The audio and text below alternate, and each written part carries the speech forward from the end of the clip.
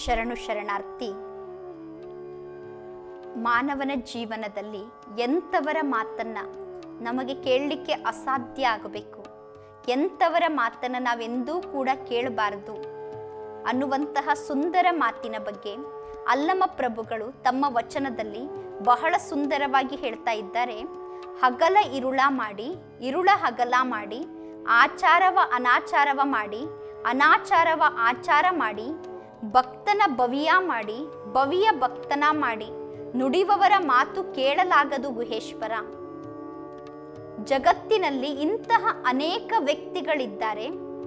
ಹಗಲಿರುವಂತಹ ಸಮಯದಲ್ಲಿ ಅವರು ಜನರಿಗೆ ಇದನ್ನ ಪ್ರೂವ್ ಮಾಡಿ ಹೇಳ್ತಾರೆ, ಈಗ ಹಗಲಿಲ್ಲ ಅಂದ್ರೆ ಬೆಳಕಿಲ್ಲ, ಕತ್ಲಾಗಿದೆ ಅಂತ ಪ್ರೂವ್ ಮಾಡಿ ಹೇಳಿದ ತಕ್ಷಣ ಜನ ಹೌದು ಅಂತ ಹೇಳಿ ಹಗಲನ್ನೇ ಕತ್ತಲು ಅಂತ ಹೇಳಿ ಒಪ್ಕೊಳ್ಬೇಕು. ಆ ರೀತಿ ಸುಳ್ಳು ಮಾತುಗಳನ್ನ ಸೃಷ್ಟಿ ಮಾಡಿ ಹೇಳುವಂಥವರಿದ್ದಾರೆ.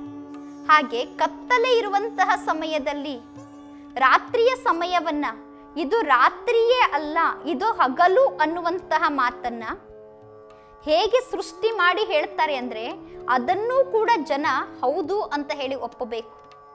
ಅಂದ್ರೆ ಹಗಲನ್ನ ರಾತ್ರಿ, ರಾತ್ರಿಯನ್ನ ಹಗಲು ಅಂತ ಯಾರು ಹೇಳೋದಿಲ್ಲ.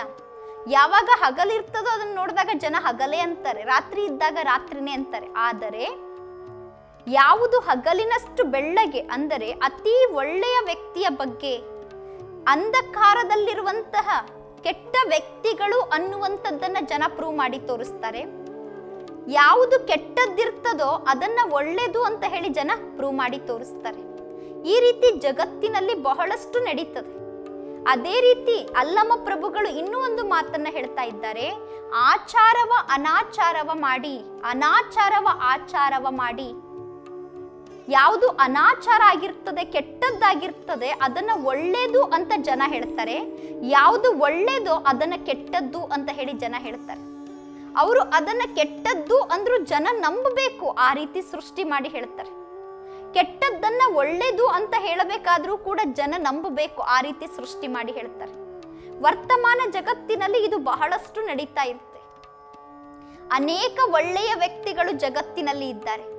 ಯಾರು ಒಳ್ಳೆಯ ವ್ಯಕ್ತಿಗಳಿದ್ದಾರೋ ಅವರು ಒಳ್ಳೆಯವರು ಅಂತ ಜಗತ್ತು ಗುರುತಿಸಬಾರ್ದು ಅಂತ ಹೇಳಿ ಅವರು ಮಾಡದೇ ಇರುವಂತಹ ತಪ್ಪನ್ನ ಅವ್ರ ಮೇಲೆ ಹಾಕಿ ಅವರನ್ನ ಕೆಟ್ಟವರು ಅಂತ ಜನ ಪ್ರೂವ್ ಮಾಡಿ ತೋರಿಸ್ತಾರೆ. ಇವರು ತುಂಬಾ ಕೆಟ್ಟವರು, ಇವರ ಗುಣ ಸರಿ ಇಲ್ಲ, ಇವರ ನಡತೆ ಸರಿ ಇಲ್ಲ, ಇವರ ಮಾತು ಸರಿ ಇಲ್ಲ, ಇವರ ಕರ್ಮ ಸರಿ ಇಲ್ಲ ಅಂತ ಅವರನ್ನ ಕೆಟ್ಟವರು ಅಂತ ಜಗತ್ತಿನ ಮುಂದೆ ಜನ ಪ್ರೂವ್ ಮಾಡಿ ತೋರಿಸ್ತಾರೆ. ಯಾವಾಗ ಅವ್ರನ್ನ ಕೆಟ್ಟವರು ಅಂತ ಪ್ರೂವ್ ಮಾಡಿ ತೋರಿಸ್ತಾರೋ ಜನ ಅದನ್ನೂ ಸತ್ಯ ಅನ್ಕೊಂಡು ಸ್ವೀಕಾರ ಮಾಡ್ತಾರೆ, ಒಪ್ಕೊಳ್ತಾರೆ. ಯಾಕೆ ಅಂದ್ರೆ ಎದುರುಗಡೆ ಇರೋರು ಆ ರೀತಿ ಪ್ರೂವ್ ಮಾಡಿ ತೋರಿಸ್ತಾರೆ. ಅದೇ ರೀತಿ ಕೆಲವರು ತುಂಬಾ ಕೆಟ್ಟ ವ್ಯಕ್ತಿಗಳಿರ್ತಾರೆ. ಯಾರು ಕೆಟ್ಟವ್ರು ಇರ್ತಾರೋ ಅವರು ಜನರ ಮುಂದೆ ಹೇಗೆ ಕಾಣಿಸ್ತಾ ಇರ್ತಾರೆ ಅಂತವ್ರನ್ನ ಜನ ಕೂಡ ತುಂಬಾ ಒಳ್ಳೆಯವರು ಅಂತ ಹೇಳಿ ಜನರ ಮುಂದೆ ಪ್ರೂವ್ ಮಾಡಿ ತೋರಿಸ್ತಾರೆ. ಯಾವ ರೀತಿ ಇವತ್ತು ತುಂಬಾ ದೊಡ್ಡ ಶ್ರೀಮಂತ, ಅವನು ಶ್ರೀಮಂತನಾಗ್ಲಿಕ್ಕೋಸ್ಕರ ಅನೇಕ ಮನೆಗಳನ್ನ ಲೂಟಿ ಮಾಡಿರ್ತಾನೆ, ಅನೇಕರನ್ನ ಕೊಲೆ ಮಾಡಿರ್ತಾನೆ, ಅನೇಕ ಕೆಟ್ಟ ಕೆಲಸವನ್ನ ಮಾಡಿ ಸಂಪಾದನೆ ಮಾಡ್ತಾ ಇರ್ತಾನೆ. ಆದ್ರೆ ಅವನ ಸುತ್ತ ಅನೇಕ ಆಳುಗಳು, ಕಾಲಾಳುಗಳು, ಅವನ ಸೇವಕರು. ಆ ಸೇವಕರು ಯಾರೆಲ್ಲ ಇರ್ತಾರೋ, ಅವನ ಹಿಂದೆ ಮುಂದೆ ಓಡಾಡ್ತಾ ಇರುವಂತಹ ಜನ ಯಾರೆಲ್ಲ ಇರ್ತಾರೋ ಅವರಿಗೆ ಗೊತ್ತು ಅವನಷ್ಟು ಮಾಡ್ತಾ ಇರೋದು ಪಾಪದ ಕೆಲಸವನ್ನೇ ಅನ್ನೋದು ಅವ್ರಿಗೆ ತಿಳ್ಕೊಂಡಿರ್ತಾರೆ. ಅವನು ಪಾಪದ ಕೆಲಸ ಮಾಡ್ತಾ ಇದ್ದಾನೆ ಅನ್ನೋದು ಕಣ್ಣು ಮುಂದೆ ಸ್ಪಷ್ಟವಾಗಿ ಕಾಣ್ತಾ ಇದ್ರೂ ಕೂಡ ಜಗತ್ತಿನ ಮುಂದೆ, ಜನರ ಮುಂದೆ ಇವರು ಅವರ ಜೈ ಜಯಕಾರವನ್ನ ಹಾಕ್ತಾ ಇರ್ತಾರೆ. ಅವರು ತುಂಬಾ ಒಳ್ಳೆಯವರು, ತುಂಬಾ ಒಳ್ಳೆಯವರು, ಒಳ್ಳೆ ಧಾರ್ಮಿಕ ವ್ಯಕ್ತಿ, ಸದಾ ಕಾಲಕ್ಕೂ ದಾನ ಧರ್ಮವನ್ನ ಮಾಡುವಂತಹ ಶ್ರೇಷ್ಠ ವ್ಯಕ್ತಿ, ಮಹಾತ್ಮ, ಇವರಷ್ಟು ಒಳ್ಳೆ ಗುಣ ಇರೋರು ಹುಡುಕಿದ್ರೂ ಸಿಗೋದಿಲ್ಲ ಅಂತ ಹೇಳಿ ಜನರ ಮುಂದೆ ಸುಳ್ಳೆ ಅವರನ್ನ ಹೊಗಳ್ತಾ ಇರ್ತಾರೆ. ಯಾಕೆ ಹೊಗಳ್ತಾರೆ ಅಂದ್ರೆ ಆ ಪಾಪ ಮಾಡ್ತಾ ಇರೋ ವ್ಯಕ್ತಿಯನ್ನ ಹೊಗಳಿದ್ರೆ ಅವರಿಂದ ಇವ್ರಿಗೆ ಏನಾದ್ರೂ ಸ್ವಲ್ಪ ಧನ ಸಿಗಬಹುದು, ಲಾಭ ಆಗ್ಬಹುದು ಅಂತ ಪಾಪ ಮಾಡೋ ವ್ಯಕ್ತಿಯನ್ನೇ ಒಳ್ಳೆಯವನು ಅಂತ ಹೇಳಿ ಹೊಗಳ್ತಾರೆ. ಅದೇ ರೀತಿ ಯಾರೊಬ್ರು ನಿಜವಾಗ್ಲೂ ಧಾರ್ಮಿಕ ಕೆಲಸವನ್ನ ಮಾಡ್ತಾ ಇದ್ದಾರೆ, ಸಮಾಜದ ಸುಧಾರಣೆಯ ಕಾರ್ಯವನ್ನ ಮಾಡ್ತಾ ಇದ್ದಾರೆ, ಅನೇಕರಿಗೆ ಒಳ್ಳೇದಾಗಬೇಕು ಅಂತ ಅನೇಕ ಒಳ್ಳೆಯ ಕಾರ್ಯಗಳನ್ನ ಸಮಾಜದಲ್ಲಿ ಮಾಡ್ತಾ ಇದ್ದಾರೆ ಅಂದ್ರೆ ಆ ವ್ಯಕ್ತಿಯ ಹೆಸರು, ಕೀರ್ತಿ ಸಮಾಜದಲ್ಲಿ ಜಾಸ್ತಿ ಆಗೋದನ್ನ ನೋಡಿ ಯಾವ ವ್ಯಕ್ತಿ ಪಾಪ ಮಾಡ್ತಾ ಇದ್ನೋ, ಯಾವ ವ್ಯಕ್ತಿ ಸುಳ್ಳು ಹೇಳಿ ಮೋಸ ಮಾಡಿ ಜಗತ್ತಿನಲ್ಲಿ ಶ್ರೇಷ್ಠ ವ್ಯಕ್ತಿ ಅಂತ ಹೇಳಿಸ್ಕೊಳ್ಳಿಕ್ಕೋಸ್ಕರ ಅನೇಕ ಜನರಿಗೆ ದುಡ್ಡು ಕೊಟ್ಟು ತನ್ನ ಹತ್ರ ಇಟ್ಕೊಂಡಿದ್ನೋ ಆ ವ್ಯಕ್ತಿ ಅದೇ ಜನರಿಗೆ ಮತ್ತೆ ದುಡ್ಡನ್ನ ಕೊಡ್ತಾನೆ. ಯಾರು ಒಳ್ಳೆಯವನಿದ್ದಾನೋ ಅವನನ್ನ ಜಗತ್ತು ಒಳ್ಳೆಯವನು ಅಂತ ಗುರುತಿಸಬಾರ್ದು. ಅವನ್ ಮಾಡ್ತಾ ಇರೋ ಕೆಲಸಗಳೆಲ್ಲ ಕೆಟ್ಟದ್ದು ಅಂತ ಜನ ಅನ್ಕೊಳ್ಬೇಕು. ಅವನ್ ಮಾಡ್ತಾ ಇರೋ ಒಳ್ಳೆ ಕೆಲಸದಲ್ಲಿ ವಿಘ್ನವನ್ನ ಹಾಕ್ರಿ. ಜಗತ್ತಿನ ಮುಂದೆ ಅವ್ರನ್ನ ಕೆಟ್ಟವರು ಅಂತ ಪ್ರೂವ್ ಮಾಡಿ ತೋರಿಸಿ, ಅದಕ್ಕೆ ನಾವು ನಿಮಗೆ ದುಡ್ಡು ಕೊಡ್ತೀವಿ ಅಂತ ದುಡ್ಡು ಕೊಟ್ಟಾಗ ಕೇವಲ ದುಡ್ಡಿಗೋಸ್ಕರ ಕೆಟ್ಟ ವ್ಯಕ್ತಿಯನ್ನ ಒಳ್ಳೆಯ ವ್ಯಕ್ತಿ ಅಂತ ಜಗತ್ತಿನ ಮುಂದೆ ಹೇಳಿದಂತಹ ಜನ ಒಳ್ಳೆಯ ಕಾರ್ಯ ಮಾಡ್ತಾ ಇರೋ ವ್ಯಕ್ತಿಯನ್ನು ಕೂಡ ಕೇವಲ ಧನಕ್ಕೋಸ್ಕರ ಅವನನ್ನ ಕೆಟ್ಟವನು ಅಂತ ಜಗತ್ತಿನ ಮುಂದೆ ಪ್ರೂವ್ ಮಾಡಿ ತೋರಿಸ್ಬಿಡ್ತಾರೆ. ಈ ರೀತಿ ಒಳ್ಳೆಯ ವ್ಯಕ್ತಿಯನ್ನ ಕೆಟ್ಟವರನ್ನಾಗಿ ಮಾಡ್ಲಿಕ್ಕೆ, ಕೆಟ್ಟವರನ್ನ ಒಳ್ಳೆಯವರನ್ನಾಗಿ ಮಾಡ್ಲಿಕ್ಕೆ ಈ ಜಗತ್ತಿನಲ್ಲಿ ಒಂದು ಕ್ಷಣ ಸಾಕು ಜನರಿಗೆ. ಅಂದ್ರೆ ಹಗಲನ್ನ ಇರುಳು ಅಂತಾರೆ, ಇರುಳನ್ನ ಹಗಲು ಅಂತಾರೆ. ಹಾಗೆ ಒಳ್ಳೆಯವರನ್ನ ಕೆಟ್ಟವರು ಅಂತಾರೆ, ಕೆಟ್ಟವರನ್ನ ಒಳ್ಳೆಯವರು ಅಂತಾರೆ. ಈ ರೀತಿ ಅನಾಚಾರ ಮಾಡುವಂತಹ ವ್ಯಕ್ತಿಗಳು ಕೆಲವು ಸಮಯಕ್ಕೋಸ್ಕರ ಜೀವನದಲ್ಲಿ ಜಗತ್ತಿನಲ್ಲಿ ಒಳ್ಳೆಯವರು ಅಂತ ಅನಿಸ್ಕೊಂಡ್ರೂ ಕೂಡ ಬೇರೆಯವರಿಗೆ ಕೆಟ್ಟದ್ದನ್ನ ಮಾಡಿ ನಾನು ಹೆಸರನ್ನ ಪಡ್ಕೊಳ್ಬೇಕು, ಬೇರೆಯವರಿಗೆ ಕೆಟ್ಟದ್ದನ್ನ ಮಾಡಿ ನಾನು ಧನವನ್ನ ಸಂಪಾದನೆ ಮಾಡಬೇಕು ಅಂತ ಹೋದ್ರೆ ಪರ್ಮನೆಂಟ್ ಆಗಿ ನಾನು ಧನವಂತ ಆಗಿರ್ಲಿಕ್ಕೆ ಸಾಧ್ಯ ಇಲ್ಲ. ಪರ್ಮನೆಂಟ್ ಆಗಿ ನನಗೆ ಸಮಾಜದಲ್ಲಿ ಹೆಸರು ಬರಲಿಕ್ಕೆ ಸಾಧ್ಯ ಇಲ್ಲ. ನಾನು ಮಾಡಿರೋ ಕೆಟ್ಟ ಕರ್ಮ ಅದು ನನ್ನ ಬೆನ್ನ ಹಿಂದೆ ಇದ್ದೇ ಇರ್ತದೆ. ಇವತ್ತಲ್ಲ ನಾಳೆ ಮತ್ತೆ ಜನರಿಗೆ ಗೊತ್ತಾಗ್ತದೆ ಆ ವ್ಯಕ್ತಿನೇ ಒಳ್ಳೆಯವರು, ನಾವು ಅವ್ರನ್ನ ಕೆಟ್ಟವರು ಅನ್ಕೊಂಡ್ವಿ. ಈ ವ್ಯಕ್ತಿ 100% ಕೆಟ್ಟವರು, ಇವರನ್ನ ನಾವು ಒಳ್ಳೆಯವರು ಅನ್ಕೊಂಡ್ವಿ ಅನ್ನೋದು ಇವತ್ತಲ್ಲ ನಾಳೆ ಸಮಾಜಕ್ಕೆ ಗೊತ್ತಾದಾಗ ಅದೇ ಜನ ನಮ್ಮನ್ನ ತಿರಸ್ಕಾರ ಮಾಡ್ಲಿಕ್ಕೆ ಸ್ಟಾರ್ಟ್ ಮಾಡ್ತಾರೆ. ಯಾರನ್ನ ತಿರಸ್ಕಾರ ಮಾಡಿದ್ರು ಅವ್ರನ್ನ ಮಹಿಮೆ ಮಾಡ್ಲಿಕ್ಕೆ ಸ್ಟಾರ್ಟ್ ಮಾಡ್ತಾರೆ.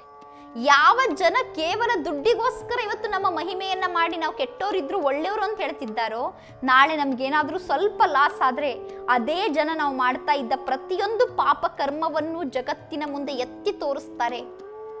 ಅಂದ್ರೆ ಇವತ್ತು ಜಗತ್ತು ಹೇಗಿದೆ ಅಂದ್ರೆ ಆಚಾರವನ್ನ ಅನಾಚಾರವನ್ನಾಗಿ ಮಾಡಿ ತೋರಿಸ್ತಾರೆ, ಅನಾಚಾರವನ್ನ ಆಚಾರವನ್ನಾಗಿ ಮಾಡಿ ತೋರಿಸ್ತಾರೆ. ಅದೇ ರೀತಿ ಭಕ್ತನ ಭವಿಯ ಮಾಡಿ, ಭವಿಯ ಭಕ್ತನ ಮಾಡಿ.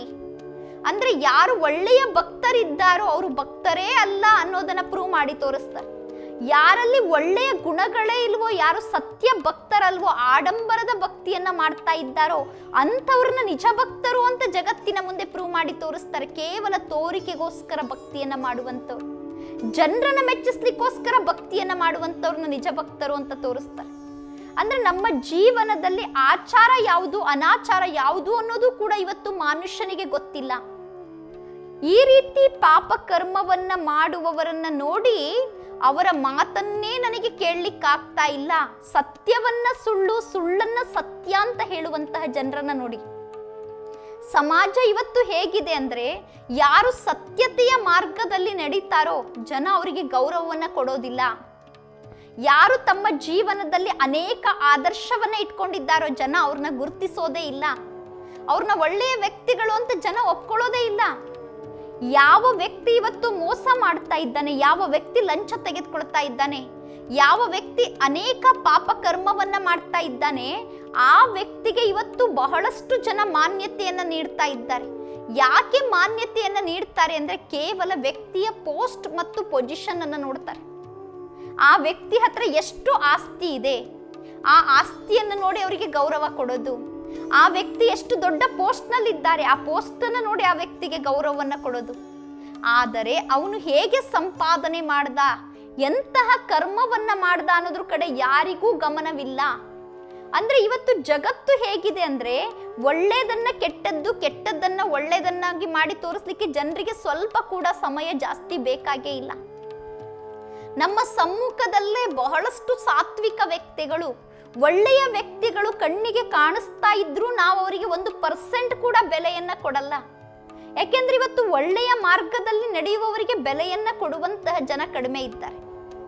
ಯಾರು ಕೆಟ್ಟ ಮಾರ್ಗದಲ್ಲಿ ನಡೀತಾ ಇದ್ದಾರೋ ಅಂಥವರಿಗೆ ಸಮಾಜ ಬಹಳಷ್ಟು ಬೆಲೆಯನ್ನ ಕೊಡ್ತಾ ಇದೆ.